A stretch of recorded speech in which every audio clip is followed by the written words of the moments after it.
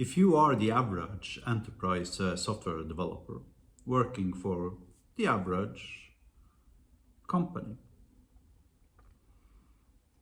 then your code sucks and you know it.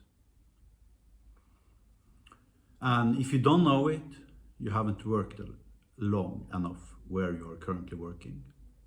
I promise you, if you go through the code base for your employer, you are going to find thousands of places that are so littered with garbage, junkware code that it is going to give you nightmares. An example from myself, for instance, was just a couple of weeks ago. I found a singleton class that was opening up a database connection in its constructor with no means to recreate the singleton instance whatsoever. Which implies that if the database becomes inaccessible or the network connection is for some reasons closed, then the entirety of the app needs to be killed and rebooted for the app to function correctly. I guarantee you, if you show me your code base, I will be able to find within a week or something, I'll be able to find thousands of places where issues like these are occurring. Another example from my own work from a previous job a long time ago, where I had a web API I was managing. The web API would configure automapper in its endpoint controller code C#.net. Automapper, of course, during configuration is not thread safe, so we'd have basically 467 race conditions in this particular project. This originated from a misunderstanding of how automapper works, which actually illustrates the reasons for why your code sucks. You see, your code sucks, but it's not your fault. It is the fault of not being capable of managing complexity. And if you work for the average enterprise software development company, then you're on a team, implying that whatever code base you are managing is also being managed and maintained by other software developers. And even if you're not on a team, chances are that you inherited this code base from somebody else at some point in time. The point being that you do not understand the entirety of your code base. And for a code base with hundreds of thousands of lines of code, that is simply cognitively impossible. Unless you break your code into small, digestible pieces of logic, where you can keep the entirety of that particular logic in your mind, in your context, in your consciousness, and step through it and visualize every possible permutation of every single if, while, for each, etc., etc. But if you can do that, if you can put the entirety of a single snippet of code into your frontal cortex and your consciousness, then you can step through the code in your mind and visualize what it does on every single possible permutation downwards. At which point you can scientifically prove that the code is valid.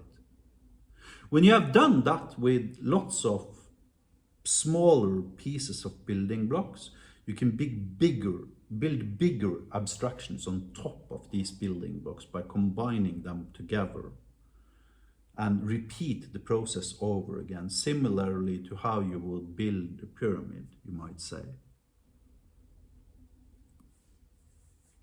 Now, I just described how I actually work and how Magic Cloud is implemented. You see, just because your code sucks doesn't imply that all code in the world sucks. Magic Cloud, my product, definitely does not suck. I mean, it's not perfect. There are some handful of places that I'd like to refactor or simplify or improve upon or add some feature A, B, C to, etc. But as a general rule of thumb, Magic Cloud is perfect, implying it's probably 3 to 5 orders of magnitudes more secure than your code. It's probably 3 to 5 orders of magnitudes more scalable and stable than your code, etc., etc., etc.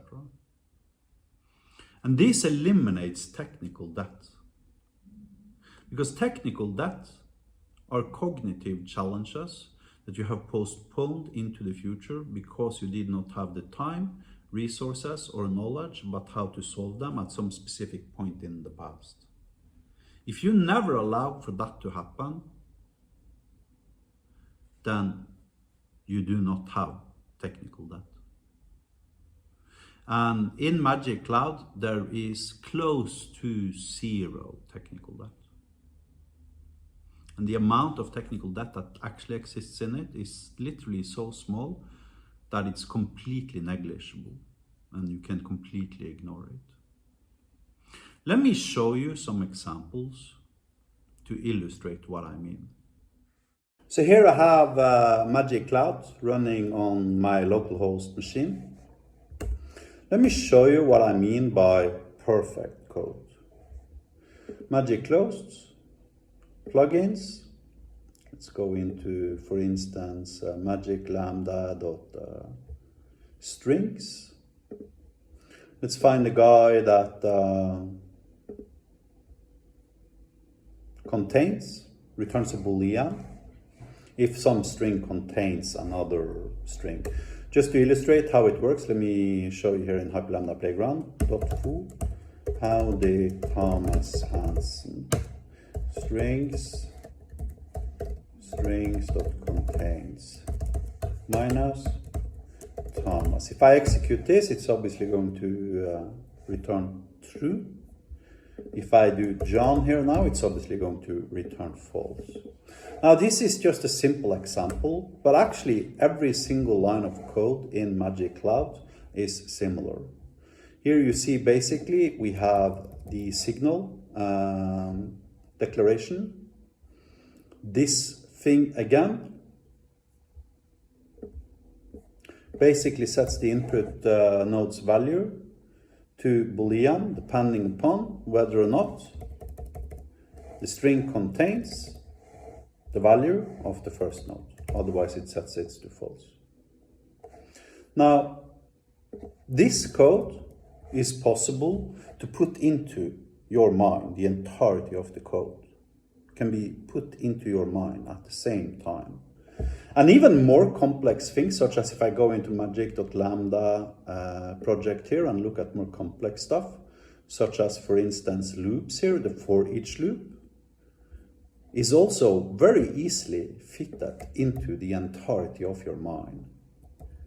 Meaning, when I read this code, when I'm trying to debug a bug in my for each loop, for instance, then the entirety of the code I need to put into my mind at the same time is here. There's absolutely no other files related to this particular problem that I need to understand how it works. So I don't need to understand 10 additional functions, methods, and classes and how to initialize these and instantiate them, etc., for me to be capable of modifying my for each loop. All the code is in one place, period. However, if you look at your code, even the simple stuff, such as, for instance, reading records from a database. So typically the way most software developers would implement this would be, reading stuff from database. We need ORM. Okay, now you need to know how the ORM library works, unless you want to suffer from leaky abstractions. Then you need a view model. Then, okay, typically the ORM gives you the database model, but now you have to map.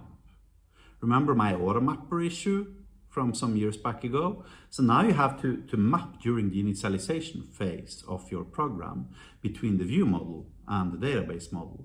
And if somebody is changing the database model or the view model in the future, they also need to remember to change the configuration file that's mapping between these two different types. Then you typically want to use, I don't know, data repository pattern or some crap like that. So now you need an interface that returns records from a particular table. Maybe I get contacts or something, what do I know, right? Then you need to implement that interface in a concrete class. Okay, now you need to map and configure your inversion of control dependency injection container, right?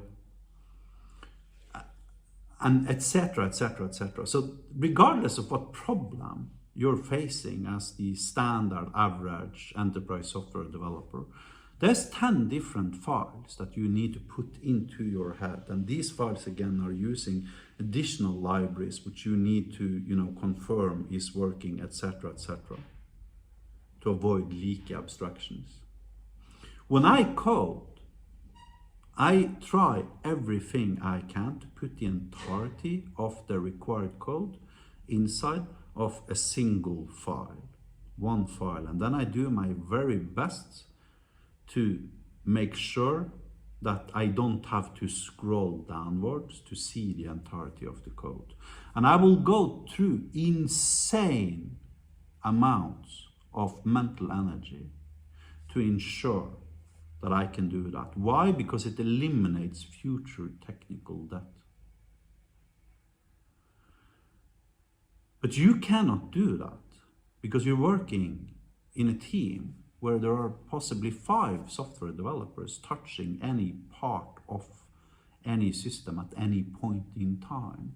In addition to that, there's probably been 20 other guys working on the system before you even started working for this company. And these guys, found other jobs and they transitioned the project to you, etc, etc. In addition, you're using design patterns, which explodes the number of files you need in order to create basic solutions to simple problems, such as reading from a freaking database, etc, etc. And that is why your code sucks and my code does not suck.